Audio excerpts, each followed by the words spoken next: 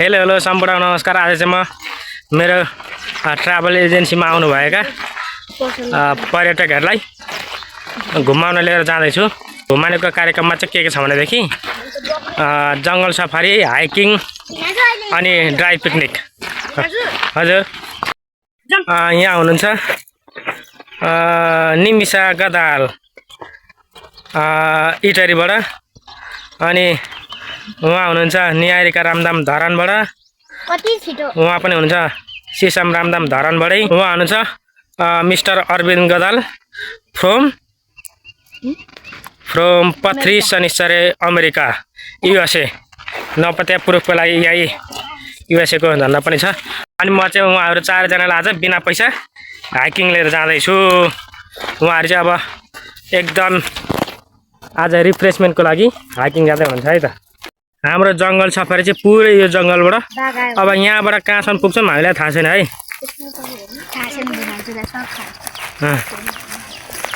Hello everyone, से good morning.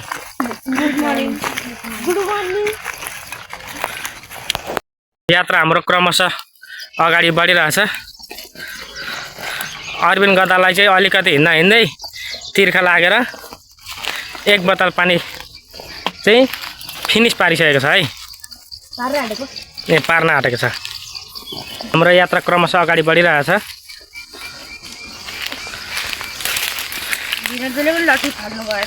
मैले लट्ठी टेकेको छैन। Finally हामीले चाहिँ बाटो पत्ता लगाइसकेको छौँ।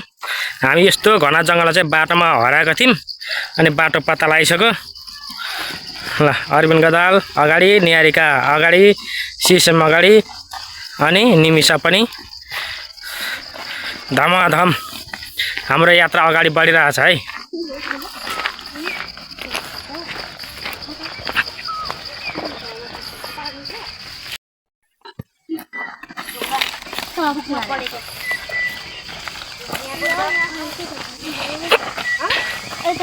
अब हामी चाहिँ यो खोला अगाडि बढिरहेको छौँ है।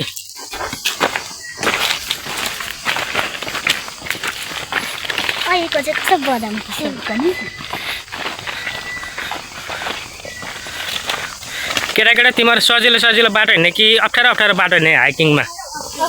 अप्ठ्यारो बाटै हो हाइकिङमा भनेको चाहिँ।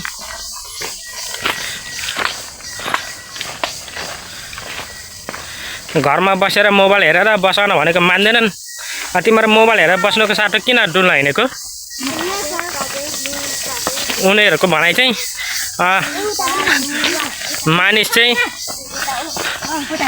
नेचरभन्दा बाहिर टाढा रहेर बस्न सकिँदैन। ए अस्ति नि अरविन्दले के भनेको छ अरे, प्रविधि र प्रकृति कुन ठुलो कुरा अरे? प्रविधि र प्रकृति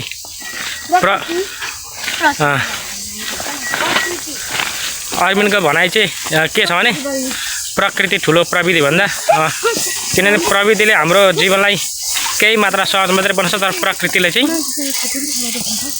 उखेला कानी। ट्याटुको कार्यक्रम सुरु भइरहेछ है।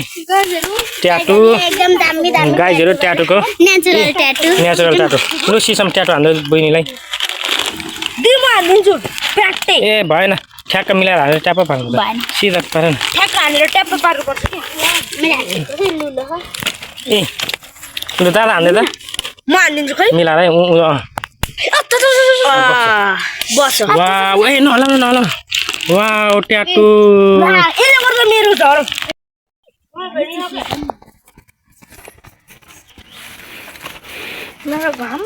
घाम पोला त टिलिक्क भएर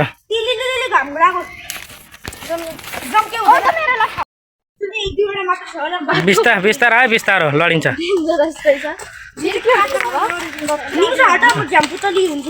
सिसम यता दादा आउँदैछ। दादा नि त्यो त भाइ चाहिँ होला। साथी भन्दा निमिषा अहिलेसम्मको एक्सपिरियन्स कस्तो हुँदैछ?